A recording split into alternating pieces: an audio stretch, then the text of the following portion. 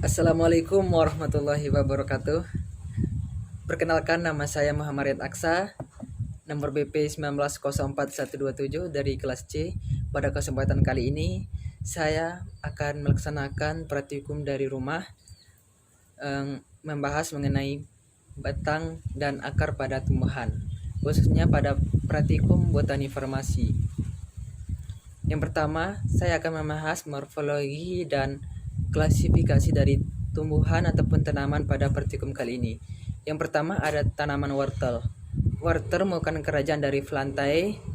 Wortel ini sendiri merupakan divisi dari Magnoliophyta, kelas dari Magnoliopsida, order dari Aviales, famili dari Aviaceae, genus wortel ini merupakan berasal dari genus Daucus dan spesies wortel ini merupakan dari Daucus carota.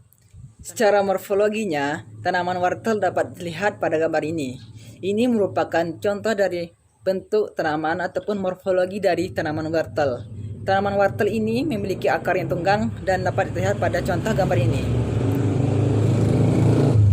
Tanaman wortel ini memiliki morfologi akar. Tanaman wortel ini memiliki sistem perakaran tunggang dan serabut. Dalam pertumbuhan, akar tunggang akan mengalami perubahan bentuk dan fungsi menjadi tempat penyimpanan cadangan makanan. Bentuk akar akan berubah menjadi besar dan bulat memanjang hingga mencapai diameter 6 cm dan panjang mencapai 30 cm, tergantung pada varietasnya. Akar tunggang yang telah berubah bentuk dan fungsinya ini yang sering disebut sebagai dan dikenal sebagai umbi wortel. Selanjutnya, saya akan membahas tentang tanaman markisa. Markisa merupakan secara klasifikasi dapat kita kembangkan. Yang pertama merupakan dari kingdom Plantae ataupun tumbuhan, divisi dari Spermatophyta, ordo dari Malvaceae dan famili dari Vociferaceae, merupakan genus Passiflora, dan markisa ini merupakan spesies dari Passiflora edualis. Morfologi dari batang markisa ini sendiri, batang tanaman markisa ini tumbuh menjalar atau memanjat, di mana batangnya agak lunak. Batang-batangnya berbentuk bulat dan ditumbuhi oleh rumput-rumputan halus yang rapat dengan panjang 1,5 meter hingga 5 meter. Pada batangnya terdapat daun tersebar secara spiral dan terdapat salur cabang membelit untuk memanjat. Tanaman markisa sendiri dapat kita lihat pada contoh seperti ini. Ini merupakan contoh dari tanaman markisa, dan ini merupakan batang dari tanaman markisa yang menjalar ke seluruh permukaan tanah ataupun tempat substrat dia berada. Selanjutnya, saya akan membahas mengenai bengkoang, yang ini merupakan kerajaan dari tumbuhan ataupun Plantae dan merupakan divisi Magnoliophyta, kelas dari Magnoliopsida, ordo dari Fabales, famili dari Fabaceae dan subfamili Fabaeidae. Genus dari bengkoang ini merupakan Phasiarzus dan nama spesies untuk bengkoang ini adalah Paxiazus erosus. Untuk bengkoang ini sendiri, contohnya dapat kita lihat pada gambar ini. Ini merupakan contoh tanaman bengkoang yang terlihat seperti pada umbi, yang ini dinamakan sebagai bengkoang. Untuk morfologi akar pada bengkoang ini, akar tanaman bengkoang ini termasuk perakaran serabut tunggang ataupun berumbi, berwarna keputihan hingga kecoklatan, dengan kedalaman mencapai 10 hingga 20 cm bahkan lebih. Perakaran ini bermanfaat untuk menyimpan cadangan makanan dan membantu menyerapkan unsur hara di dalam tanah. Seperti yang dapat terlihat di atas ini merupakan perakaran dari ataupun morfologi akar dari tanaman bengkoang. Selanjutnya, saya akan membahas morfologi dan klasifikasi dari rumput teki. Rumput teki merupakan kingdom dari Plantae ataupun tumbuhan dan merupakan divisi dari Angiospermae. Rumput teki merupakan anggota dari kelas monokotil ordo Poales, famili Sivaraceae dan genus Siferus, dan nama spesies dari rumput teki ini adalah Siferus rotundus. Dapat terlihat pada gambar berikut ini. Ini merupakan contoh tanaman rumput teki, dan ini merupakan contoh batang pada rumput teki yang menjalar. Secara morfologi pada batang rumput teki ini, morfologi pertama datang dari bagian batang rumput teki. Apabila kita melihat batangnya mungkin tidak langsung terlihat secara kasat mata, di mana rumput teki ini bisa disebut sebagai tanaman mota, rumput teki, rumput hutan, dan lain sebagainya. Batang ini memiliki rumput palsu yang dapat hidup sepanjang tahun dengan ketinggian kurang lebih 10 hingga 75 mm. Tentunya sangat sulit untuk dibasmi kecuali kita memotongnya secara rutin. Rumput teki ini memiliki batang dengan berbentuk seperti segitiga dan mendekati bentuknya bulat seperti pada gambar ini. Ini merupakan morfologi dari batang tumbuhan rumput teki. Selanjutnya dan ini yang merupakan bagian terakhir pada pembahasan praktikum kali ini, yaitu jambu biji. Pada kesempatan kali ini saya akan menjelaskan apa klasifikasi dan morfologi dari batang jambu biji. Saya khususkan pada bagian ini merupakan pembahasan bagian batang karena pada praktikum ini kita membahas bagian batang dan akar tanaman. Yaitu selanjutnya jambu biji. Jambu biji merupakan anak kerajaan dari plantae ataupun tumbuhan, divisi dari Angiospermae, dan anak kelas dari Audicotyls. Tanaman ini merupakan bangsa dari Myrtaceae dan genus dari Psidium. Untuk nama spesies jambu biji ini sendiri dinamakan dengan Psidium guajava. Untuk morfologi sendiri dari tanaman jambu biji ini, jambu biji termasuk ke dalam jenis tanaman verdu atau pohon kecil, di mana jambu biji bisa memiliki pohon dengan tinggi sekitar 2 hingga 10 meter di atas permukaan tanah.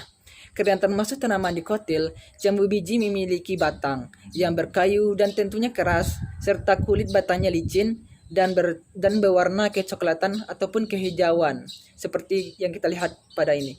Ini merupakan morfologi dari batang jambu biji. Dapat kita lihat batangnya berkayu dan memiliki tekstur yang keras dan licin dengan warna kecoklatan menuju kehijauan. Dan inilah morfologinya. Mungkin cukup sekian materi ataupun pembahasan pada praktikum di rumah pada kesempatan kali ini akibat dari mewabahnya coronavirus, sehingga sistem perkuliahan ataupun praktikum dipindahkan ke rumah masing-masing. Selanjutnya, saya akan membahas soal-soal yang terdapat pada praktikum kali ini. Berikut adalah soal-soalnya. Baiklah, kita akan membahas soal-soal yang terdapat pada praktikum kali ini. Yang pertama, itu soalnya mengenai jelaskan perbedaan akar dan batang. Saya akan menjelaskan apa yang menjadi perbedaan antara akar dan batang itu sendiri secara umum. Akar merupakan bagian pokok di samping batang dan daun. Bagi tumbuhan, akar memiliki sendiri beberapa sifat dalam menjalani fungsinya, yaitu akar biasanya terdapat di dalam tanah dengan arah pertumbuhan menuju pusat bumi atau geotrof, atau dapat juga menuju air atau hidrotrof. Tidak semua ruas atau buku dalam morfologinya. Warna dari akar ini sendiri bermacam-macam, mulai dari warna putih hingga warna kekuningan. Saking tuanya, sebagian akar menjadi warna gelap kecoklatan seperti pada batang warna batang. Pada akar ini sendiri, arah pertumbuhannya ini dengan memanjang dari mulai ujung akarnya terus memanjang hingga ke pusat bumi atau ke pusat mencari arah arus air, sehingga dapat menembus tanah itu sendiri dengan menggunakan ujung atau yang tudung akar yang runcing. Apa itu batang? Batang merupakan salah satu dari organ dasar tumbuhan yang memiliki pembuluh, tetapi lain halnya dengan tumbuhan yang tidak berpembuluh, mereka tidak memiliki kapasitas batang, ataupun batang ini merupakan sumbu atau menjalani kehidupan bagi tumbuhan itu sendiri, tempat semua organ untuk menjadi tumpuannya seperti pada daun, buah, dan lain sebagainya, sebagai tempat melekatnya bagian-bagian organ lainnya pada tumbuhan. Baik, kita akan melanjutkan ke soal nomor 2. Jelaskan perbedaan akar serabut dan akar tunggang. Kita awali dengan akar serabut. Dapat dilihat pada contoh di atas ini, jenis akar serabut. Dan di sini ada contoh akar tunggang. Kita bahas satu-satu ya. Yang pertama, akar serabut. Akar serabut merupakan akar yang umumnya terdapat pada tumbuhan monokotil, walaupun seringkali terdapat juga pada tumbuhan dikotil, tapi hanya beberapa saja dengan syarat tertentu, yaitu dengan cara perkembangbiakannya melalui cangkok maupun stek. Akar serabut sendiri memiliki fungsi utama, yaitu untuk memperkokoh berdirinya suatu tanaman. Sedangkan pada akar tunggang yang ini, akar tunggang merupakan akar yang umumnya terdapat pada tumbuhan dikotil, dengan fungsi utama yaitu untuk menyimpan cadangan makanan bagi tumbuhan itu sendiri. Contohnya pada tumbuhan wortel, ubi, dan lain sebagainya yang memiliki bentuk seperti umbi-umbian. Kita lanjut ke soal nomor 3, yaitu soalnya jelaskan perbedaan umbi akar, umbi batang beserta karakteristik yang terdapat pada masing-masing. Kita bahas pertama-tama, yaitu umbi akar. Ini contohnya. Umbi akar merupakan umbi yang terbentuk dari modifikasi ataupun perubahan dari akar itu sendiri. Akar yang membesar hasil perubahan atau modifikasi tersebut berisi cadangan makanan untuk tumbuhan. Umbi akar dapat terbentuk dari akar tunggang maupun akar serabut. Karakteristik dari umbi akar ini adalah tidak memiliki kuncup dan daun. Selain tidak memiliki kuncup dan daun, juga tidak berruas-ruas, tidak mempunyai mata tunas, dan umbinya berada di dalam tanah. Contohnya seperti wortel, ubi kayu, jahe, dan lain sebagainya. Kita lanjut ke umbi batang. Ini contohnya. Umbi batang atau yang bahasa latinnya yaitu tuberculiginum adalah batang yang tumbuh dan berkembang di dalam tanah, di mana bagian ujungnya mengembang menjadi umbi. Umbi batang ini merupakan cadangan makanan bagi tumbuhan ataupun tanaman. Bagian permukaan umbi batang akan ditumbuhi sisik, sedangkan pada bagian kuncupnya akan membentuk mata tunas. Contohnya pada tanaman kentang, ubi jalar, bengkoang, dan lain sebagainya. Sip. Kita lanjut ke soal nomor 4, yaitu jelaskan perbedaan rimpang dan stolon beserta contohnya masing-masing. Yang pertama, harus kita ketahui bagaimana bentuk dari rimpang dan bagaimana bentuk dari stolon. Ini merupakan bentuk dari rimpang dan ini merupakan bentuk dari stolon. Namun secara kasat mata dapat kita bedakan antara rimpang dan stolon. Kita ibaratkan ini merupakan bagian permukaan tanah, rimpang merupakan ataupun stolon ini berada di bagian bawah permukaan tanah ataupun bagian bawah tanah, sedangkan stolon ataupun geragi ini tumbuh di atas permukaan tanah. Itu dapat kita bedakan secara kasat mata. Kita masuk yang pertama, rimpang. Rimpang atau yang sering disebut sebagai rizoma adalah bagian batang yang tumbuh di dalam tanah.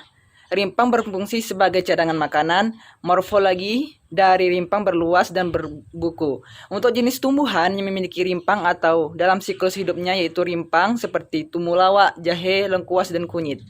Sedangkan stolon atau yang sering disebut sebagai geragi adalah modifikasi dari bentuk perubahan dari batang yang tumbuh menyamping dan ruas-ruasnya tumbuhan akan menjadi taman baru. Stolon ini dapat dijadikan sebagai alat untuk perkembangbiakan vegetatif alias tidak membutuhkan serbuk sari dan putik. Contohnya itu pada rumput teki, eceng gondok, daun pegagan, dan rumput gerinting. Dan soal yang terakhir yaitu nomor 5, yaitu jelaskan perbedaan akar napas dan akar lutut beserta manfaatnya. Kita coba bahas satu-satu. Ini merupakan contoh dari akar napas dan ini merupakan dari contoh akar lutut. Yang pertama, akar napas. Akar napas merupakan akar yang muncul dari sistem akar kabel memanjang keluar ke arah udara seperti pasak. Akar napas ini merupakan alat yang berbentuk seperti pensil ataupun kerucut yang menonjol di atas permukaan tanah. Terbentuk dari perluasan akar yang tumbuh pada horizontal. Akar napas ini terdapat pada Avicensia alba, Psilocarpus molokensis, dan Senorita alba. Manfaat adalah tanaman yang memiliki akar napas ini untuk mempermudah akar jenis tanaman dalam bernapas atau respirasi. Dengan semakin banyaknya celah pada permukaan pada celah udara untuk masuk pada bagian akar. Selanjutnya, kita akan membahas mengenai akar lutut. Akar lutut merupakan modifikasi atau perubahan wujud dari akar kabel yang pada awalnya tumbuh ke arah permukaan substrat, kemudian melengkung menuju substrat. Akar ini merupakan akar horizontal yang terbentuk seperti lutut, terlipat di atas permukaan tanah, seperti yang terdapat pada Bruguiera cylindrica, Bruguiera gymnorrhiza, dan Bruguiera priviflora. Mungkin cukup sekian pembahasan dari praktikum pertemuan ini. Mohon maaf jika terdapat kesalahan ataupun ketidakcocokan jawaban yang atas yang saya berikan, dan ketidakcocokan materi ataupun pembahasan yang saya berikan pada praktikum kali ini. Mohon maaf jika terdapat kesalahan. Yang kesempurnaan hanya milik Allah. Saya akhiri dengan wassalamualaikum warahmatullahi wabarakatuh.